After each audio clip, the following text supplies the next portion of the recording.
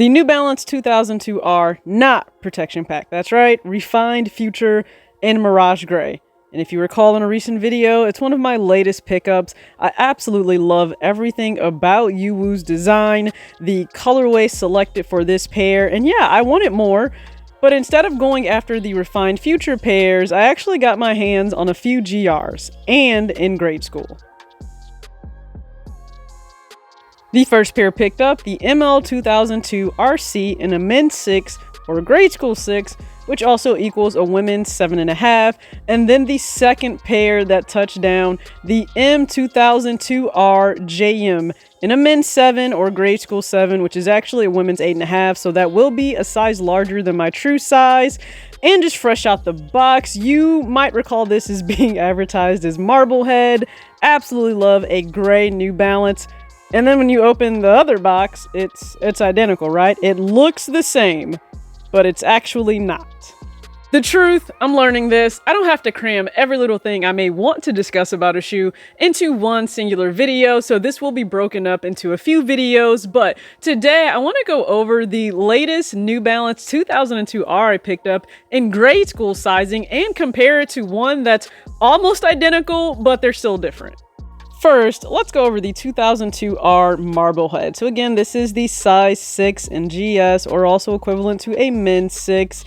Now, it's what we think of as a great trainer or runner by New Balance with the 2002R. We have a nubuck upper. The base layer underneath is mesh, but you also see that hidden layer right in the middle there that kind of peeks through. That provides a 3M pop. Now, the nubuck, even on the grade school pair, is amazing. It's far better than I ever thought it would be. Grade school tends to, well, be neglected, not with New Balance. So as we go up the front of the shoe, gray everything. You have the New Balance logo there on the tongue, even some 3M accents on the tongue itself, right there on the toe box. And then if we go around to the back, we have the NB logo there in a triangular pattern.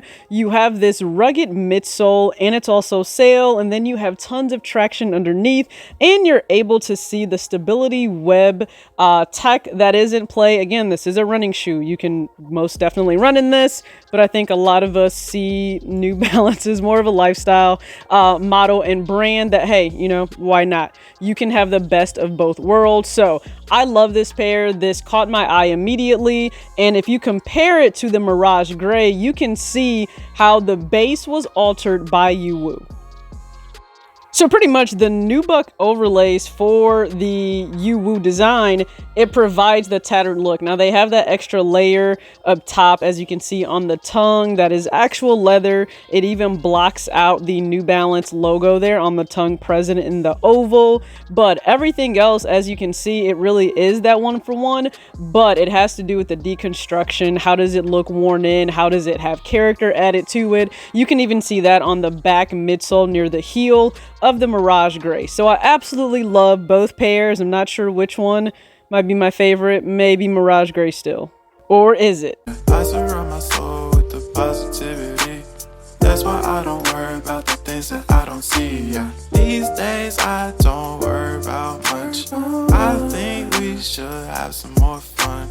I still dream about the days when we were young. I'll take a hit and still finish. What's going on, everybody? It's your girl TJ back, another video on Talks with TJ, and I really feel as if I found that New Balance model that really works and speaks to me, and that's right, I'm talking about the 2002R. Now, it's taken the sneaker game by storm, especially with everything Yuwoo has done with the Refined Future releases, and if you guys haven't checked out that video, that really dispels the whole protection pack name. Be sure to do that, but I went back to pick up GR pairs that were available on DTLR. Amazing experience. It was my first time ever shopping via DTLR online, and free shipping. They delivered within 2 days for both pairs, and I went back for a second pair because online it looked as if the second pair was more tan than gray, and it was for retail, and we all know it's actually difficult to come by a pair you may want that's released by New Balance for retail in your size and a colorway you really want. So So I didn't want to have regret in letting it go by. Now, I picked this up in a 7, knowing true to size 6 fits me perfect, but I'm more okay with the shoe fitting a little larger than smaller. I've already gone through the regrets of having pairs that are too small for my feet and they're just uncomfortable. So I have a 6 and I have a 7. So let's go through the subtle nuances and differences for these two different models and model numbers. I'll be sure to point those out and then get your thoughts on both pairs.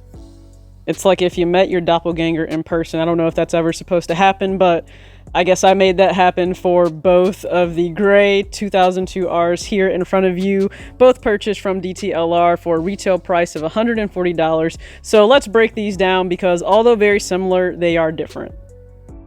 Here's the pair that I thought had a more tan undertone or tone to it. On the website when looking at the picture, and you guys can comment below if you thought the same when seeing the picture online, but it really does look gray. It just looks gray in person. Now, under the right light, you can kind of see some of the difference in the tone itself, but not enough where you would notice it on the street. Now, the biggest difference, the midsole, it's white. It's just a stark, pure white on this pair. If you look at the little end detail there stitched, it's also white versus being gray on the other pair. The interior lining, I didn't mention that. It is so unbelievably soft to say this is a grade school pair. And I'll cover the quality of this pair versus other grade school models in another video again. But you have the exact same stability web system that provides, again, a lot of stability. It provides a stable, firm cushion, but it's also soft enough to wear all day, and at least your feet won't tire. So you can see the top-down look here. The ends are different. Now, I also think the toe box is a little different too. The way, if we're looking at the nubuck panel and how high it comes up, I think that is a little different, but the tongues are pretty similar. Looking at the midsole here, you guys can truly see the difference in color. So if you were to see them in person, you can easily say, oh yeah, that's not the same. But if you didn't know any better and I just said, hey, I picked up a gray New Balance and I wore one after the other, you probably wouldn't know. Now, maybe it comes down to preference of which one you would rather wear on foot. And again, I want you guys to really see the toe box difference and how the nubuck comes up there. So maybe you can see it. It comes up a little higher on the true Marblehead pair versus on the, well, I still think of it as a tan pair, but on the RJM that has the white midsole. So I want you to comment your thoughts below. I think in this light right here, you can see more of that tan hue on the left versus on the right. But, you know, as just a casual pair that you will throw on, I probably will simultaneously wear either or, just being honest. Now, let's take a look at, I guess, a little inside joke. We usually have to squint at all of the different shades and the variations that Jerry Lorenzo puts out for Fear of God Essentials, and I guess I have to do that for New Balance now, too. This is the charcoal hoodie, and you can see having either pair against it. Who can tell? I don't really know. Listen. It doesn't matter. Just throw a pair on, make it work. So which pair will I wear more? Quite honestly, I'm not sure. I think they could equally get wear within my closet. At first I thought maybe it's a double up, right? What if it's a double up? Do I just, you know, rock one and stock one? And at this point they are a little bit different. One has that white midsole, one has a sail midsole. And there is a very, I mean, you kind of have to have it under the right light to be able to see the difference in the tone of the gray.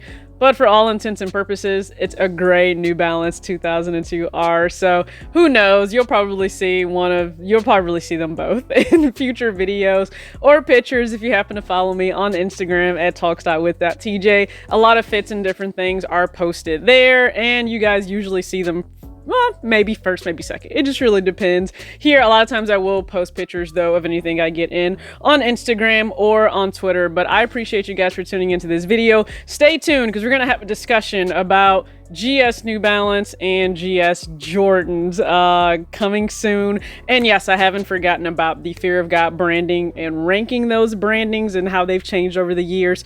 I'm going to hop on that. I appreciate you as always. Act your age, not your shoe size. Peace.